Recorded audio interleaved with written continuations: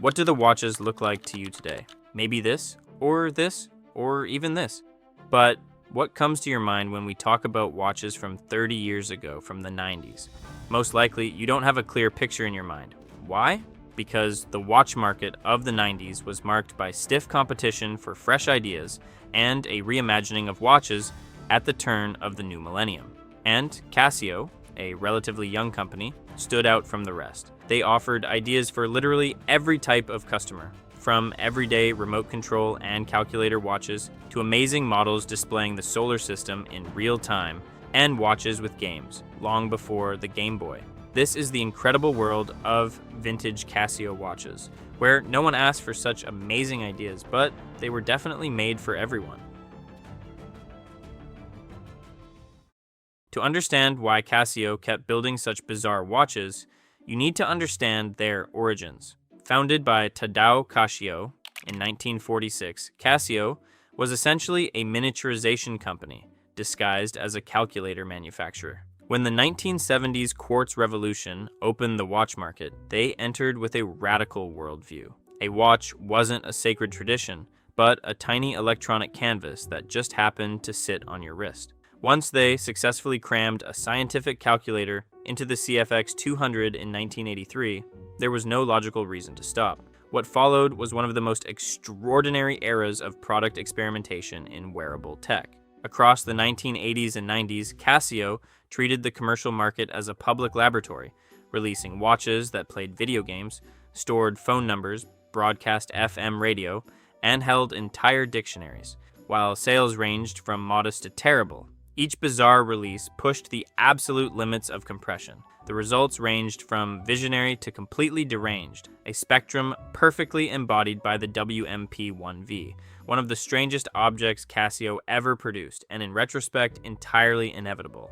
The WMP-1V, released in 2000, is a wrist MP3 player. It featured a control buttons on the watch face, a headphone jack on the side, and 32 megabytes of internal flash memory. Visually, it was huge. Because miniaturizing an audio decoder, a speaker, and a rechargeable battery was still a monumental task in 2000, the wrist audio player looked less like a sleek timepiece and more like a piece of tactical sci-fi equipment strapped to your arm. 32 megabytes held roughly 8 to 10 songs, which meant you weren't carrying a music library. You were carrying a highly curated mixtape. You had to choose your playlist before leaving the house, turning the act of loading music into a daily ritual. But the true insanity of this watch wasn't just the system, it was the ecosystem. To load those 10 songs, you couldn't just drag and drop files. You had to install clunky proprietary Casio software from a CD-ROM onto your Windows 98 machine, connect a massive custom USB docking station, and navigate the nightmare of early 2000s digital rights management. And the ergonomics were hilarious. To actually use headphones, you had to plug a special dongle into the side of the watch, meaning you walked around with a wire running awkwardly out of your sleeve and down to your hand. If you blasted those MP3s, the battery would die in about 4 hours, leaving you with a dead screen, completely unaware of the time. Yet, for all its flaws, the WMP-1V solved a real 90s problem. Portable CD players skipped when you jogged. This giant resin brick didn't skip. Casio decided your wrist beat your pocket. The iPod wouldn't arrive until 2001 and prove them wrong. But the sheer ambition of the WMP-1V remains staggering. The DBC-611 took the opposite approach. Where the audio player was bulky and overreaching, the databank calculator series was slim, affordable, and built to solve a problem real people actually had. The DBC-611, representing the refined peak of a line that started in the 1980s, put an entire Rolodex and a math processor on your wrist. It featured a built-in multilingual telememo databank to store phone numbers. A full 20-button membrane keypad, crammed into the lower half of the face. Operating that tiny keypad required the precision of a surgeon. You couldn't use your fingertips. You had to use your fingernails or the tip of a pen to avoid hitting 3 buttons at once. But the cultural impact of the databank was immense. It wasn't just a calculator, it was a primitive PDA. It featured a schedule function. You could input specific dates and times accompanied by scrolling text messages. In the pre-cloud, pre-smartphone era, losing your paper address book was a personal disaster. Casio put your entire social and professional life on your wrist. It even had a password protection feature, so your highly sensitive friends and pizza delivery contacts were secure from prying eyes. Having a databank in school meant you were the undisputed god of the classroom. The downside? It was a ticking time bomb. Because early models didn't use non-volatile flash memory, your data was kept alive entirely by the watch battery. When the low battery icon started flashing, it induced genuine panic. If the battery died and you didn't change it fast enough, the internal memory wiped itself clean, just erasing all your contacts and schedules. Despite the anxiety of battery changes, calculating a restaurant tip on your wrist in 1995 was the ultimate power move. Today, the classic databank design has found a massive second life, worn by characters like Mr. Bean or appeared in vintage accessory compilations on Pinterest. It costs about $40 today, and wearing one signals that you embrace pure geek chic design history. Then, Casio went to sea. In the 1990s, Casio decided to segment Tough Series, G-Shock for impact, Pro Trek for mountains, and the Sea Pathfinder line for the ocean. The SPF-10, released under this marine banner, packed a digital compass, a tide graph, a moon phase display, and a thermometer into a case that looked designed by someone who'd watched too many submarine films. Aesthetically, it was pure extreme sports nostalgia, covered in asymmetrical plastic guards, titanium accents, and massive grooved buttons meant to be pressed while wearing thick neoprene diving gloves. It was designed to look like a piece of professional marine equipment, bridging the gap between a standard digital watch and a full-blown boat dashboard. The tide graph was the real engineering achievement, but the user experience was a hazing ritual. To generate accurate predictions, you couldn't just select a coastal city from a menu. You had to manually input longitudinal data using a reference number from a printed nautical chart, then stand on an actual beach at the exact moment of high tide and press a button to calibrate the algorithm. Furthermore, to get an accurate reading from the built-in thermo sensor, you had to take the watch off your wrist for 20 minutes so your body heat wouldn't interfere. Imagine being a sailor in a storm, needing to know the ambient temperature, and having to unstrap your watch and leave it on the freezing deck. To make matters worse, the watch featured an auto-illuminator backlight, so you could read the tide graph in the pitch-black ocean. But if you moved your wrist too much while sailing, the light would constantly trigger, completely draining the battery halfway through your expedition. Sailors who worked through the massive manual loved the watch. Everyone else read the first 3 pages and just kept it as a unique watch to surprise buddies. If the SPF-10 was a tool for mastering the natural world, the GM-10, released much earlier in 1980, was designed to completely escape it. Long before we had Candy Crush on our smartphones, before the Nintendo Game Boy even existed, Casio decided to strap an arcade cabinet to your wrist. The GM-10 featured a fully playable shoot-'em-up game, heavily inspired by Space Invaders. But the engineering behind this was fascinating. Because this was before pixelated dot matrix screens, the graphics were composed of fixed, pre-drawn LCD segments. The spaceships and missiles weren't pixels moving across a screen. It required immense creativity from Casio's developers to make a fun, fast-paced game using nothing but flashing calculator segments. You controlled a tiny ship at the bottom of the display using 2 microscopic left and right buttons, firing missiles to intercept falling UFOs. It even featured a high-score system, starting an arms race of wrist gaming that led Casio to release entire series of game watches, including racing games, fighting games, and digital slot machines. For kids and bored office workers in the 1980s, this was a revelation. It was the ultimate stealth distraction device. You could sit in the car on a long road trip or in the middle of a math class, furiously mashing micro buttons until your thumbs cramped. The only risk was the incredibly loud, high-pitched pew-pew sound effects that would instantly betray you to your teacher if you forgot to mute it.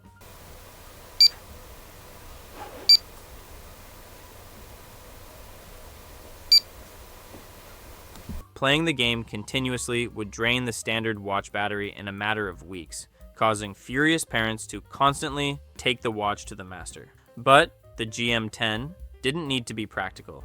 It proved that a watch could be a toy, laying the groundwork for mobile gaming decades before the first smartphone.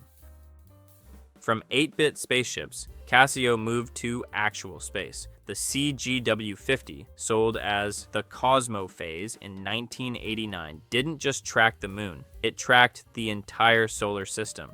Long before smartphones could render 3D maps of the galaxy, Casio's engineers managed to program the complex mathematical algorithms of celestial mechanics into a microchip the size of a fingernail. The watch had to account for leap years, orbital eccentricities, and varying planetary speeds. The display itself looked like a literal radar screen, or a miniature astrolabe, featuring concentric LCD rings that animated the exact orbital positions of all 9 planets, yes, including Pluto, around the Sun on any given day between the years 1901 and 2200. It had so much processing power that it could even calculate and display days of total solar eclipses. You could punch in your birthday and watch the tiny LCD pixels align exactly as the planets did the moment you were born. Or better yet, you could use the search function. Hold down a button and watch the planet spin forward in fast motion, turning your wrist into a literal time machine. The instruction manual that came in the box was practically a textbook on astronomy. But the absolute peak of this watch's ambition was its Halley's Comet tracker.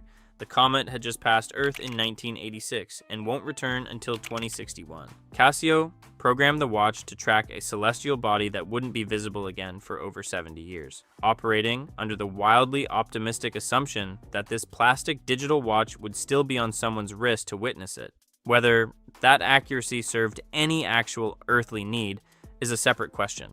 But the CGW-50 is Casio at its most romantic, proving that a digital watch could be an object of pure poetry. The WS-1200H, released under the Outgear line and marketed to fishermen, runs in the opposite direction from romantic. It contains a solunar chart based on a theory developed by outdoorsman John Alden Knight in the 1930s. Fish and game are most active during specific gravitational windows tied to the position of the sun and moon. The WS calculates these automatically. It features a dedicated moon age indicator that tracks the moon's gravitational pull, alongside a countdown timer designed specifically for fishing tournaments. The interface is brilliantly literal. When the solunar conditions are perfect for fishing, the digital display populates with up to 4 little black fish icons. It can even be set to flash an alarm, physically alerting you that it is prime time to cast your line. It's essentially a Tamagotchi for our dads. But the greatest paradox of the fisherman watch is its aesthetic and its price. While Swiss luxury brands like Rolex build $15,000 Yachtmasters for the elite sailing crowd, Casio took one of the most advanced lunar and solar tracking algorithms in horology and shoved it into a $30 resin watch sold in a plastic blister pack at Walmart, right next to the chewing gum. It boasts a 10-year battery life, unapologetically plastic construction, and zero pretense. It's pure escapism disguised as a blue-collar tool, and it remains one of the most specific personality statements you can put on your wrist. And then there's the WQ-V1, which deserves more space than any other watch here. Released in 2000, it's a wrist camera. Not a watch with a decorative camera icon, but a working digital camera embedded in the top of the watch face. You raised your wrist, pointed the lens, pressed the shutter button on the side of the case, and captured a monochrome image at a resolution of 120 by 120 pixels.